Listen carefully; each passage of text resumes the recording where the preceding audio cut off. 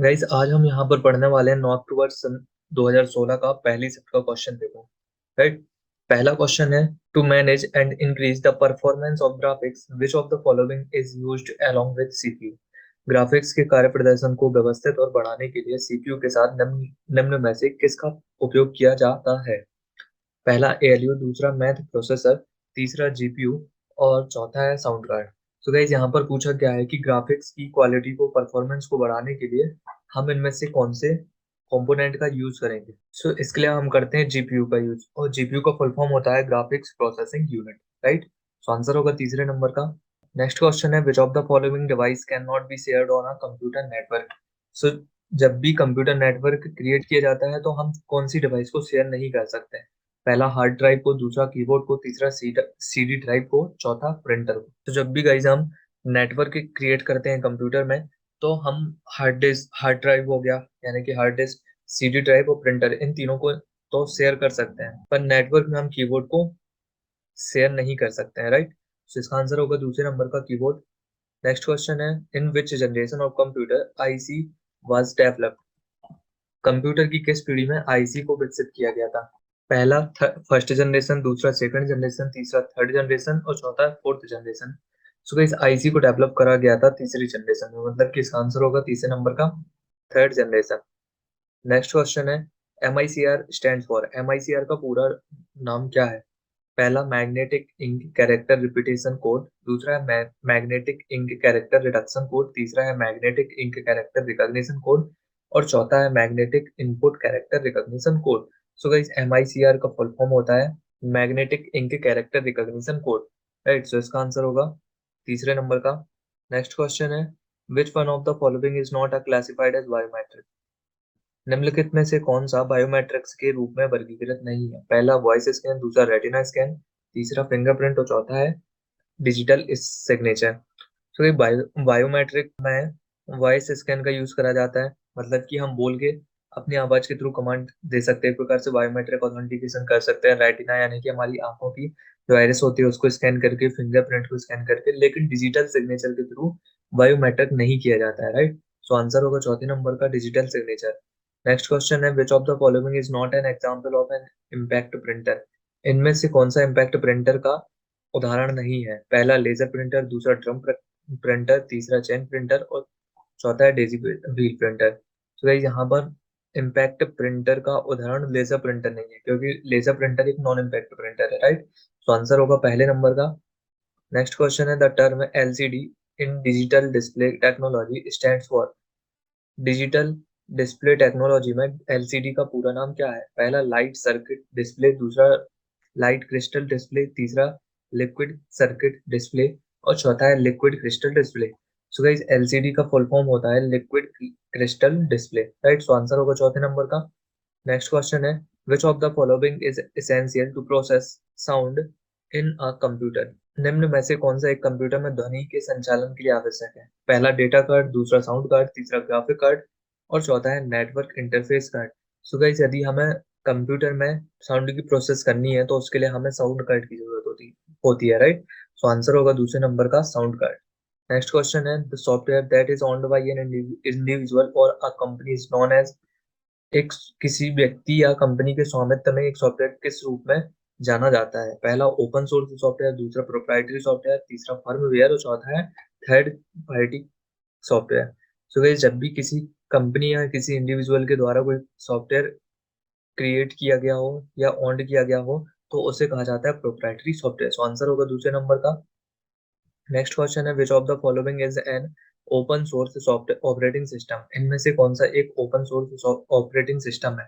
पहला लाइनक्स, दूसरा Microsoft Windows, तीसरा है आईओएस और चौथा है ओएस एक्स। तो गाइस हमने पहले भी पढ़ा हुआ है कि ओपन सोर्स सॉफ्टवेयर इनमें से लाइनक्स होगा। राइट। सो आंसर होगा पहले नंबर का लाइनक्स। नेक्स्ट क्वेश्चन है, in computers and digital technology 1 GB is. 1 GB किसके बराबर होगा कंप्यूटर्स या डिजिटल टेक्नोलॉजी में। पहला 1024 MB, दूसरा 1024 KB, तीसरा 1024 TB, चौथा 1024 पी। तो गाइस जितनी भी मेमोरी यूनिट्स होती हैं उसको आपको इंस्टाग्राम में एक पोस्ट डली हुई मिल जाएगी, उसमें सारी मेमोरी यूनिट्स के बारे में लिखा हुआ है, कितनी MB या कितने GB में क्या होता है, ये सारी चीजें, राइट। सो इसका आंसर 1024 MB, राइट, मतलब 1024 MB मिलाकर 1 GB बनता है। सो आंसर होगा पहले नंबर का। नेक्स्ट क्वेश्चन है, which of the following software utilities detects and removes harmful threats to a computer and its data. निम्नलिखित में से कौन सी सॉफ्टवेयर उपयोगिता कंप्यूटर और इसके डेटा से हानिकारक खतरों का पता लगाती है और उन्हें हटाती है। तो पहला है एंटीवायरस, दूसरा है डिस्क डिफ्रैगमेंटर, तीसरा है कंपाइलर, चौथा है असेंबलर। तो इस कंपाइलर और असेंबलर ये दोनों तो लैंग्वेज ट्रांसलेटर हो गए, और डिस्क डिफ्रैगमेंटर होता है, कंपोनेंट होता है यूटिलिटी सॉफ्टवेयर जो कंप्यूटर में मेमोरी को मैनेज करके रखता है, राइट। सो यहाँ पर एंटीवायरस होता है जो कंप्यूटर में जो हार्मफुल प्रोग्राम्स हैं उनको डिटेक्ट करता है, उन्हें कंप्यूटर से बाहर निकालता है, राइट। तो आंसर होगा इसका पहले नंबर का एंटीवायरस। नेक्स्ट क्वेश्चन है, which of the following operating system is not a Unix flavour. इनमें से कौन सा ऑपरेटिंग सिस्टम यूनिक्स का वर्जन नहीं है। पहला रेड हैट, दूसरा मार्शमैलो, तीसरा फेडोरा और चौथा है उबुंटू। तो गाइस यहाँ पर यूनिक्स का एक फ्लेवर या कहा जाए यूनिक्स का एक वर्जन मार्शमैलो नहीं है, राइट। इसका आंसर होगा दूसरे नंबर का मार्शमैलो। नेक्स्ट क्वेश्चन है, GUI is a short form of. GUI किसका शॉर्ट फॉर्म है। पहला है ग्राफिक यूटिलिटी इंटरचेंज, दूसरा है ग्राफिकल यूटिलिटी इंटरफेस, तीसरा है ग्राफिकल यूजर इंटरफेस और चौथा है graphics user interface. So guys computer में दो प्रकार के इंटरफेस होते हैं, एक तो CUI और दूसरा है GUI। CUI मतलब कैरेक्टर यूजर इंटरफेस और GUI मतलब ग्राफिकल यूजर इंटरफेस। सो यहाँ पर GUI मतलब कि ग्राफिकल यूजर इंटरफेस इसका फुल फॉर्म होगा, मतलब आंसर होगा इसका तीसरे नंबर का graphical user interface, right. Next question है, what type of software Oracle is. Oracle कौन से प्रकार का सॉफ्टवेयर है। पहला फर्मवेयर, दूसरा डेटाबेस, तीसरा ग्राफिक डिजाइनिंग और चौथा है ब्राउजर। सो गाइस ओरेकल एक डेटाबेस सॉफ्टवेयर है, और डेटाबेस मतलब कि MS एक्सेस, जिसमें डेटा को मैनेज करके रखा जाता है। किसी भी कंपनी का डेटा हो गया, किसी भी एम्प्लॉय कंपनी के एम्प्लॉयज का डेटा हो गया, टीचर्स का डेटा हो गया, ये सारी चीजें, राइट। सो आंसर होगा दूसरे नंबर का डेटाबेस। नेक्स्ट क्वेश्चन है, which of the following Windows commands is used to partition of a hard drive. निम्न में से किस विंडोज कमांड का उपयोग एक हार्ड ड्राइव पे विभाजन विभाजन के लिए किया जाता है। तो ये जब भी हम एक विंडोज कमांड हमें देनी होती है हार्ड डिस्क के पार्टीशन के लिए, सो इनमें से हम कौन सी कमांड देंगे। पहला है डिस्क पार्ट, दूसरा है फॉर्मेट, तीसरा है डिस्क कॉपी और चौथा है डीफ्रैग। सो गाइस जब भी हमें एक हार्ड ड्राइव के पार्टीशन को एक कमांड देनी होती है विंडोज में, तो हम उसके लिए कमांड देंगे disk part, right. So answer होगा पहले नंबर का। नेक्स्ट क्वेश्चन है, in which of the following formats data is stored in a computer. इनमें से कौन से फॉर्मेट में डेटा कंप्यूटर में स्टोर करा जाता है। पहला हेक्साडेसिमल में, दूसरा बाइनरी में, तीसरा डेसिमल में या चौथा ऑक्टल में।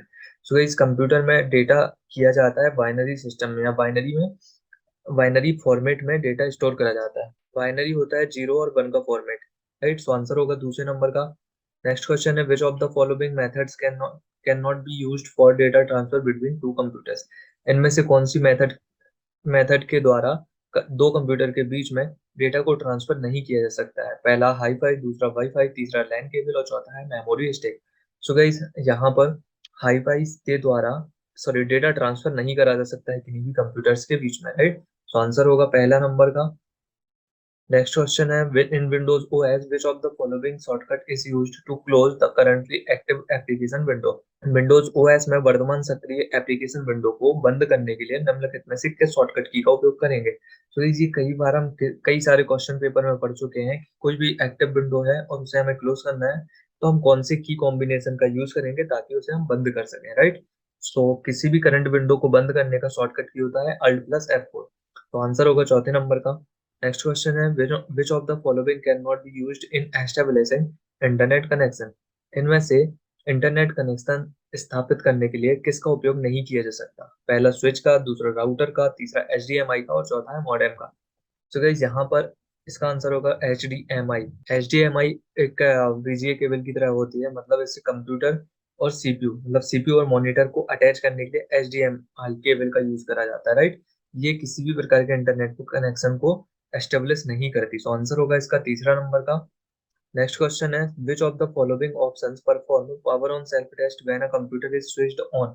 जब कंप्यूटर चालू होता है तब निम्न में से कौन सा विकल्प पावर ऑन सेल्फ टेस्ट करता है। पहला है CPU, दूसरा हार्ड ड्राइव, तीसरा SMPS और चौथा है बायोस। तो इस जब भी कंप्यूटर चालू करा जाता है so power on self test कौन प्रोसेस करता है या कौन परफॉर्म करता है? इसका आंसर होगा बायोस। जब भी कंप्यूटर चालू होता है तो बायोस के द्वारा पावर ऑन सेल्फ टेस्ट किया जाता है। और पावर ऑन सेल्फ टेस्ट का मतलब होता है कि यह वह प्रोसेस होती है जिसमें सभी कंपोनेंट्स को चेक करा जाता है कि वह प्रॉपर तरीके से कनेक्टेड है या नहीं और प्रॉपरली काम कर रहा है या नहीं। सो इसका आंसर होगा चौथे नंबर का बायोस। नेक्स्ट क्वेश्चन है, the term UPS in computer power backup terminology stands for. Computer power backup शब्दावली में यूपीएस का मतलब क्या है? पहला अनडिवाइडेड पावर सप्लाई, दूसरा अनइंटरप्टेबल पावर सप्लाई, तीसरा है यूनिवर्सल पावर सप्लाई, चौथा unified power supply. So guys, हमने ये पिछले क्वेश्चन पेपर में भी पढ़ा हुआ है कि यूपीएस का फुल फॉर्म क्या होता है और यूपीएस क्या होता है। तो जब भी कंप्यूटर या कंप्यूटर सिस्टम के लिए एक पावर बैकअप लगा कर रखते हो उसे कहते हैं यूपीएस, छोटी सी बैटरी मान सकते हो उसको।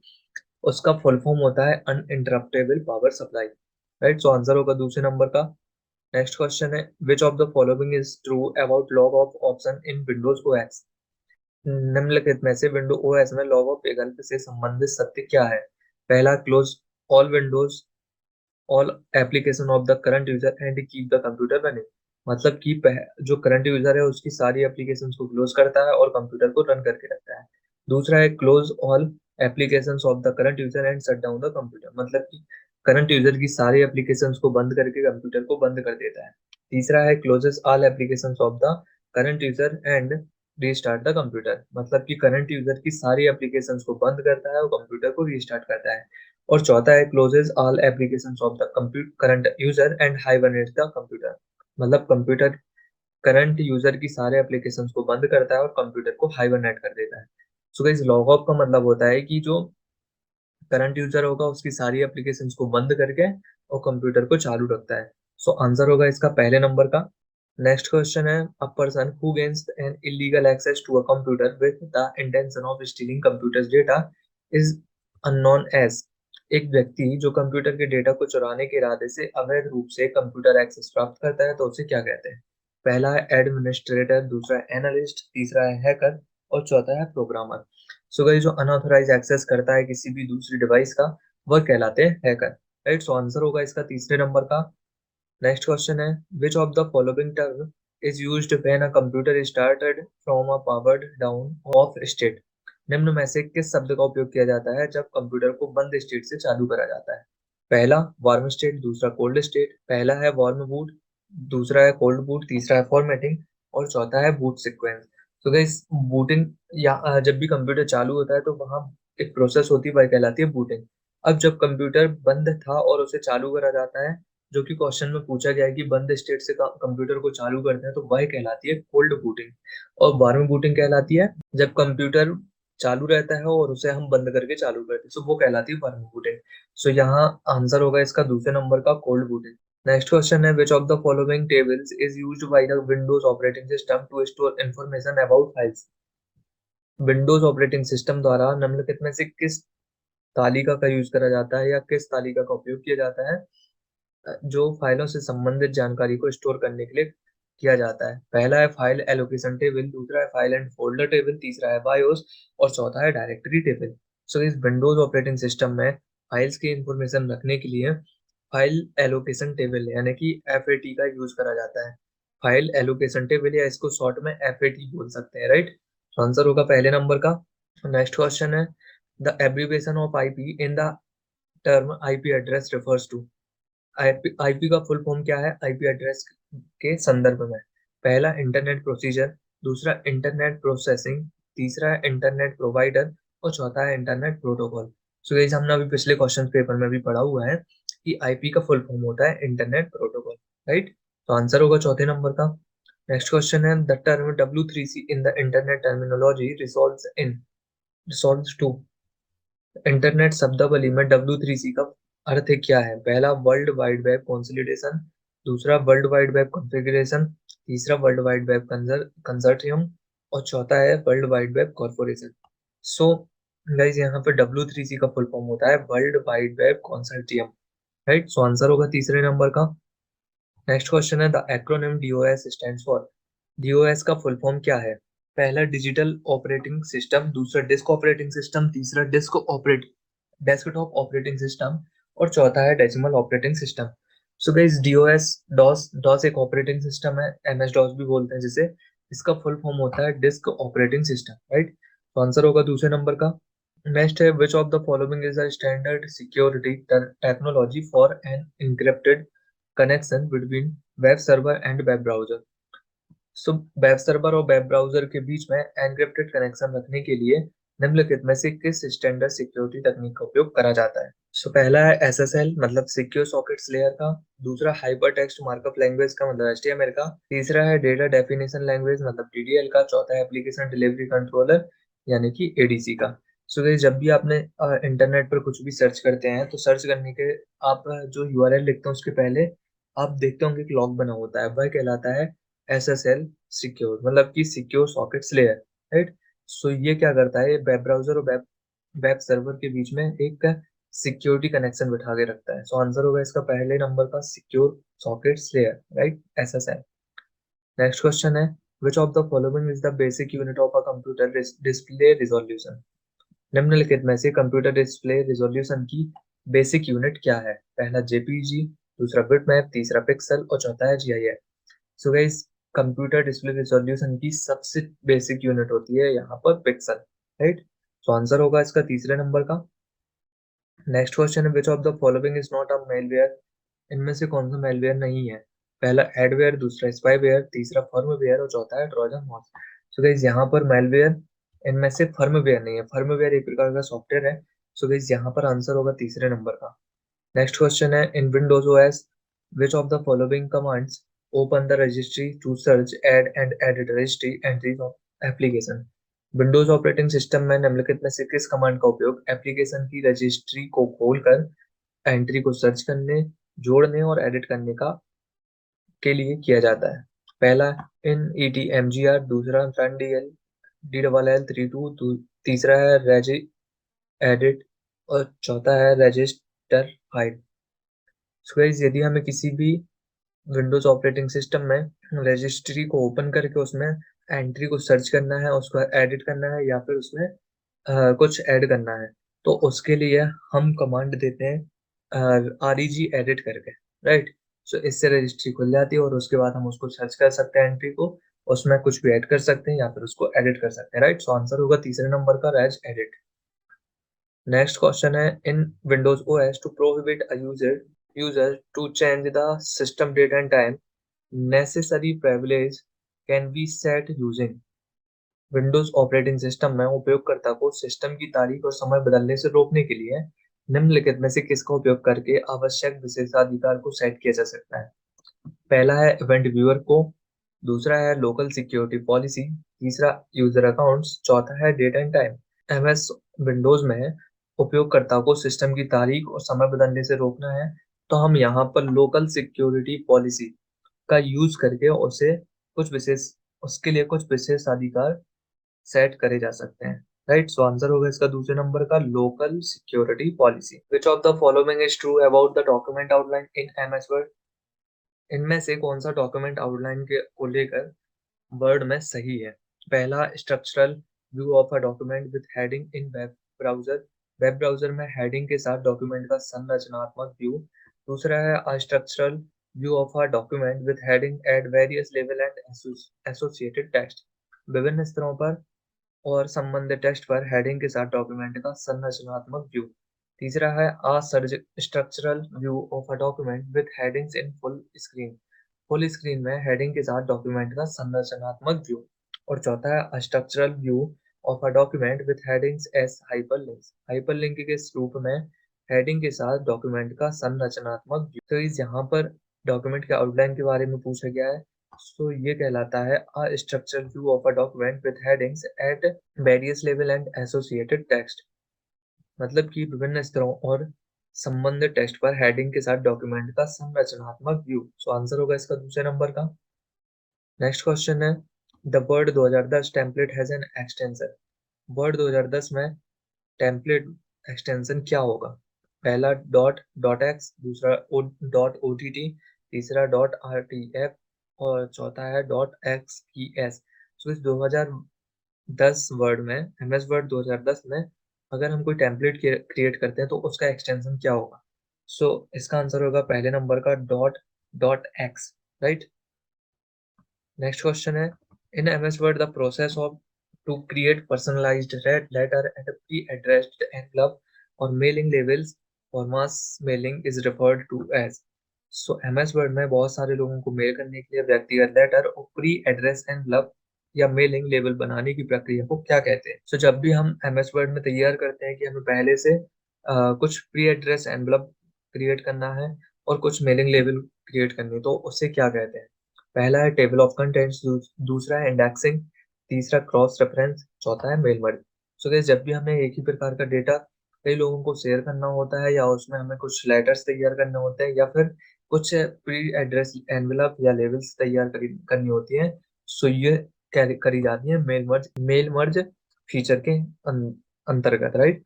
सो आंसर होगा इसका चौथे नंबर का मेल मर्ज। नेक्स्ट है, which of the following options is used in MS Word to mark a specific place in a document for later reading or retrieval? So MS Word में निम्नलिखित में से किस विकल्प का उपयोग डॉक्यूमेंट में विशिष्ट स्थान को मार्क करने के लिए किया जाता है ताकि उसे हम बाद में पढ़ सकें या फिर उससे फिर से ढूंढा जा सके। सो गाइस जब भी हम किसी बड़े डॉक्यूमेंट को पढ़ रहे होते हैं और उसमें हमें बंद करना है और नेक्स्ट टाइम याद रखने के लिए कुछ मार्क करना है कि वहां मार्क कर दें ताकि हम अगली बार जब ओपन करें तो हमें पता रहे कि हम उस स्थान पर थे, ठीक है। सो इसके लिए हम कौन से फीचर का यूज करते हैं, पहला है पेज ब्रेक का, दूसरा बुलेट का, तीसरा बुकमार्क का या चौथा हाइपरलिंक का। सो गाइस जब भी हमें कुछ मार्क करना होता है, जैसे हमने कोई सपोज हम एक डॉक्यूमेंट को पढ़ रहे हैं और उसमें हम कहीं 100 पेज है, हमने उसमें से लगभग 75 पेजेस को पढ़ रखा है, तो अब हमें अगली बार याद रहे कि हमें 75 पेज पर ही जाना है, तो हम 75 पेज पर बुक मार्क ऐड कर देंगे, उससे हम डायरेक्टली उस बुक मार्क की हेल्प से डायरेक्टली हम वहां पर पहुंच जाएंगे, राइट। सो आंसर होगा इसका तीसरे नंबर का। नेक्स्ट क्वेश्चन है, in MS Word a line of text that describes a diagram और an object and placed right below it is known as. MS Word में टेक्स्ट की एक लाइन जो डायग्राम या किसी ऑब्जेक्ट का वर्णन करती है और जिसे इनके ठीक नीचे रखा जाता है, उसे क्या कहते हैं। पहला कमेंट, दूसरा एंड नोट, तीसरा फुट नोट और चौथा है कैप्शन। सो गाइस देखा होगा वर्ड में या किसी भी बुक में जब एक पिक्चर रहती है उसके नीचे कुछ छोटा सा नोट लिखा रहता है उस ऑब्जेक्ट या प्लेस के बारे में बताते हुए, वह चीज कहलाती है कैप्शन, राइट। सो आंसर होगा इसका चौथे नंबर का। The additional margin added to a page layout to compensate for the part and of the paper made unusable by binding process is known as। Binding के लिए paper के हिस्से को उपयोगी बनाने के लिए पेज लेआउट में शामिल किए गए अतिरिक्त मार्जिन को क्या कहते हैं। पहला पैराग्राफ, दूसरा गटर मार्जिन, तीसरा है टैब स्पेस और चौथा है ओरिएंटेशन। तो गाइस में भी हमने पिछले क्वेश्चन पेपर में भी पढ़ा हुआ है कि जब हम बाइंडिंग के लिए किसी अपने डॉक्यूमेंट्स में जगह छोड़ते हैं तो वह कहलाती है गटर मार्जिन, राइट। और क्वेश्चन में भी वही पूछा गया है कि बाइंडिंग के लिए जो एक एक्स्ट्रा स्पेस छोड़ा जाता है उसे क्या कहते हैं, वह कहलाती है गटर मार्जिन। आंसर होगा इसके दूसरे नंबर का। नेक्स्ट है, in MS Excel which of the following keyboard shortcut can be used to create a chart from the selected cells. तो एमएस एक्सेल में कीबोर्ड से किसी भी सिलेक्टेड डेटा से चार्ट तैयार करने के लिए हम कौन से फंक्शन की का यूज करेंगे। पहला F11 का, दूसरा F1 का, तीसरा F5 का और चौथा है F8 का। सो गाइज यहाँ पर अगर हमें चार्ट क्रिएट करना हो फंक्शन की मदद से, जो भी हमारा डेटा सिलेक्टेड है उससे एक हमें चार्ट क्रिएट करना है, तो उसके लिए हम शॉर्टकट की F11 या फंक्शन की F11 का यूज करेंगे जिससे ऑटोमेटिकली सिलेक्टेड डेटा का एक चार्ट क्रिएट हो जाएगा, राइट। तो इसका आंसर होगा पहले नंबर का। नेक्स्ट क्वेश्चन है, which of the following is a correct representation of cells selection starting at D1 and ending at F5। Cell D1 से शुरू करके F5 तक सेल्स चुनने के लिए निम्नलिखित में से किस में से कौन सा प्रस्तुतिकरण ठीक है। सो गाइस जब भी हम D1 से लेकर F5 तक हमें डेटा को या कहना चाहिए सेल को सिलेक्ट करना है, तो उसके लिए हम कैसे रिप्रेजेंट करेंगे। जैसे सेल का रेफरेंस होता है D1 या कोई और सेल भी हो सकती है, लेकिन उस कोई भी सेल हो उसमें पहले कॉलम का नाम आता है मतलब अल्फाबेटिकल सिंबल और दूसरा आएगा रो का नाम यानी कि न्यूमेरिकल सिंबल। सो D1 ये सही फॉर्म है सेल रेफरेंस शो करने का। अब इसमें हमें दिखाना है कि हमें D1 से लेकर F5 तक हमने सेल्स को सिलेक्ट करके रखा हुआ है, तो सिलेक्शन के लिए मतलब से को दिखाते हैं हम कोलन से, मतलब अगर हमें यहाँ पर एक रेंज दिखानी है तो हमें उनके बीच में कोलन लगाना होगा।